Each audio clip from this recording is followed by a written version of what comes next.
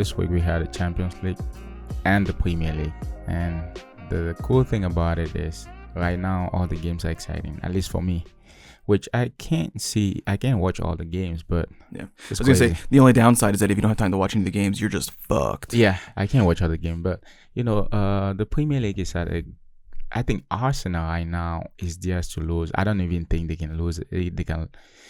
Oh, they can. See them not winning. They can. I mean, how many games they have left? They have 9 or 8 games left. 7. 7 games left. Yeah. The thing is, you lose. So it's the only reason that I would still say that that if you're an Arsenal fan, that you shouldn't worry at all. I mean, I do see Arsenal still dropping points.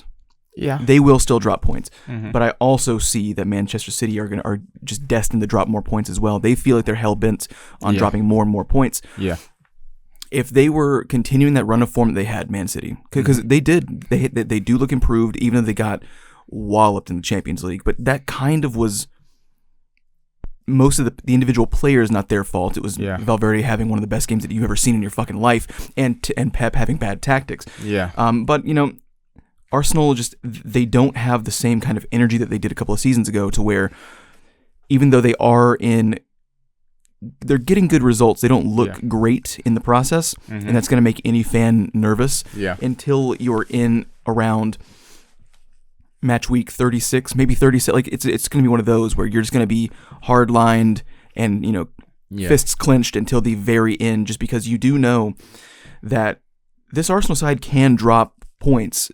Yeah, they don't necessarily accrue a bunch of losses, but you will get 1-point draws against mid-table sides that you shouldn't. So every single game still feels make or break, very important. But the only relieving factor is that it feels like Man City are in the similar boat, but they're more guaranteed to drop points rather than just scrap away a positive victory, even if it didn't look pretty. Yeah, I think they have 9 points on City.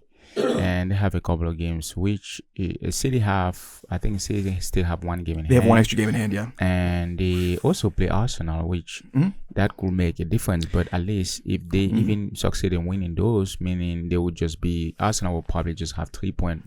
That's in case those teams win all their games. Yeah. The important. Sorry. Go ahead. Go ahead.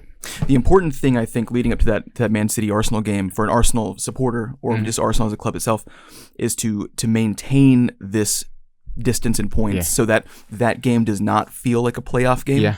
Because it was heading in that direction when Arsenal were dropping a couple of points and City were linking a couple of wins together and just slowly diminishing that gap. Yeah. This was maybe like 3 or 4 weeks ago. We were looking at it and saying, wow, in April, this might be the deciding 3 points. Yeah, and true. each no one can really hold on for a draw here. Yeah. The closer we're getting to that actual date, the points have reseparated them again. Yeah. And it does look like it's not going to be quite as white knuckled to that particular finish. Mm-hmm. Which is funny because basically what would have happened to them is what happened a couple of days ago to United and Villa. Yeah, that was a direct competition for top 4 spots. That's true. So that was a massive victory for United there. But it doesn't seem like that's going to really happen for the Arsenal Man City one, unless I think if Arsenal drops point, then they're probably going to be feeling the pressure right now. Exactly. And I just want to give a round of applause to my boy. Who's your boy? Who's your boy? Dorman. Okay, yeah, that's your boy. Yeah, okay. Little brother. Any new kid that comes in, I see, and if I see the way they play, I like it. What confidence? I know, especially in games like this. That was the best way to describe it. That was pure confidence. How are you dribbling the ball like that? The audacity you have, man. That's 16 wild. Years old. Yeah, it's crazy. Everybody's probably gonna give him their lunch money at school the next day. The funny thing about it, though, really fast about these young that level of young player, is that you have the virtue of he understands how important that game is. Yeah. But he's not old enough to have enough experience himself to feel that. He can be told. Yeah. This is a huge deal that he himself as a 16-year-old doesn't quite feel that. And that helps with a lot of pressure. A lot of 16-year-olds have a natural confidence that they don't actually understand the pressure, but you do have to have the skill to back it up, and he had that. That's true. Because Yamal was that way for a while. That's why I was going to say that's probably why Yamal is so miles ahead of a lot of people. It's practice still. And because he don't necessarily understand because of that maturity. Mm-hmm. He don't probably understand how crazy and important this is. I mean, he gets to know that, he knows that, but I don't think he understands the depth. So he's just playing fun football while everybody's stressing. He's just having fun. Yeah, let's say that Barcelona make it to the Champions League final. They're not, but let's just say that they do. You know, you're gonna have like Frankie De Jong, you're gonna have Pedri, you're gonna have Araujo like shitting themselves, and Yamal's gonna be like, Champions League final, that's fine, whatever. Like, it doesn't matter. But again, you can have that confidence. Every 16-year-old has that confidence, but it's in it because it predicates itself upon some sort of ignorance because of lack of life experience. But you have to have the skill to back that up, and it looks like Dauman is, and Yamal obviously, but we're not talking about him right now. But like Dauman, he's playing completely free. It feels like he's playing FIFA. Yeah, it's amazing. That's why I really enjoy. I think they might be increasing his responsibilities in terms of. That's what I was going to ask you, because the little I've seen of him coming off the bench, he's been. Yes, yesterday or day before yesterday, he was exceptional. But he has been showing that he has talent. He has and the pace. future is bright. I didn't know that he had that pace. Like, I've seen him play. I've seen because I've watched every single game they've played this whole season in every competition. Yeah, it's a lot. But he doesn't come on that much. When he does, like, I did not know that he was that fluid on the ball and fast. Yeah. I don't know where that part came from. Yeah, because when he gets that little tip ball counter from Martinelli. He still has two guys to deal with and the keeper. And I thought, he's going to hold up play a little bit. He's going to let Martinelli kind of carve around the side and send it through. That's what an older, responsible player would do.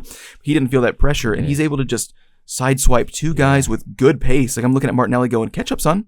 What are you doing?" And then clean finish, man. He thought that was his time to shine. I don't think he had no intention of sending that ball. Nope. He's just holding R2 down. He's just sprinting toward the finish, man. Intention. Yeah, it's wild. And when you look at the big four right now, I said the big four, but hey, top four, whatever. Top four, yeah, sure. United, City, Aston Villa, Liverpool, Chelsea. We already know for sure Arsenal and City they're going to play the Champions League. I'm going to hold my hand up and say I was wrong with the Chelsea one, I guess. What did you say? I thought that they were going to creep up and take Villa's place at 4.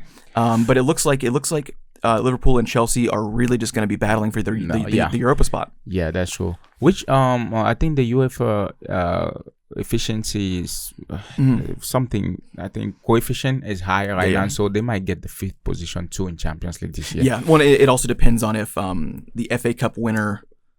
And the Premier League winner. If Arsenal win both of those competitions, that will drop that spot down for an extra Champions League spot. So right now, I don't know. Chelsea, it doesn't look like they're far away. It's just like 1 point difference from Liverpool.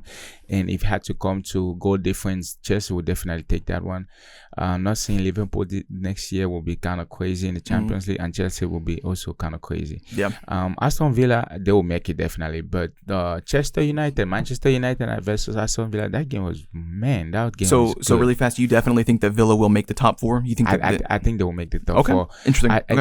I feel like which is one. That's why Unai Emery, he's a good coach, but I always feel like the last moment where he has to be efficient enough. Yeah.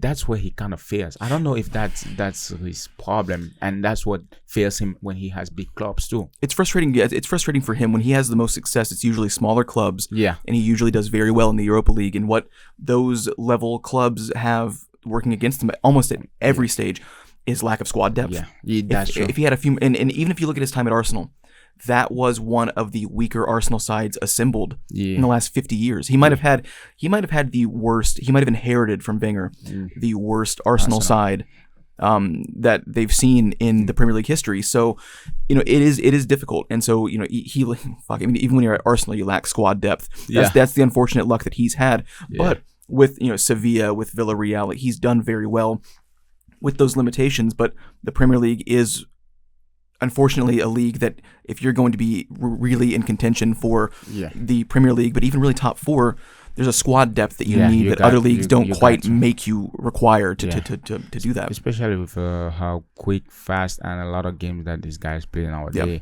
When you look at that United Aston Villa game, man, I'll tell you what, Bruno Fernandes. Yeah, that guy. Unfortunately, he's getting old, but he's what we would call now inspired. Casemiro too, man. It's and you know amazing. What's crazy? He had a record-breaking season this year, which he passed the number of assists by Beckham. Yep. He has 16 now. But you think about it, for the better, or at least what I would say 40% of this season, he played as a central midfielder under Amorim. What would have happened? Just languishing in deep midfield. What would have happened if he didn't play it? Because now you look at it, you say Amorim was totally. I don't think he knew what he was doing. He did not. And I always said, why would you want to play Bruno Fernandes as a CDM when you know exactly that he can do CDM? Yeah. So I know United will be shopping for a lot of CDM, which I've heard a lot of rumors that they are looking or monitoring Camavinga and Tchouaméni's situation. All right, and easy boys. I don't think they can get slow those that two down. Together. I don't want to see that exactly. That's not good for other sides here. No. That's rumors, but from those rumors, I think Tchouaméni would do very well for them. Yeah, I think they might. But I'm not sure how much Real is willing to. But if Real does, they'll probably let one of those two go. But that's in case they probably get Rodri, because I've heard they're also looking at Rodri. You know who else would be interesting for them? And I think that he'd cost less. And it seems like he had some injury issues early on in his transfer, but he doesn't seem to have them now. But he's not playing a lot. Romeo Lavia. He's just kind of stuck at Chelsea right now. I think that he's a great defensive midfielder. Great pace, great long legs for deep challenges. Like that's exactly what they need to cover that space. And when he first got to Chelsea, he was injured all the time and couldn't find minutes. But if you look at the team sheets for the most part now, I mean, he's on the bench. He's there for subs, and they're not using him.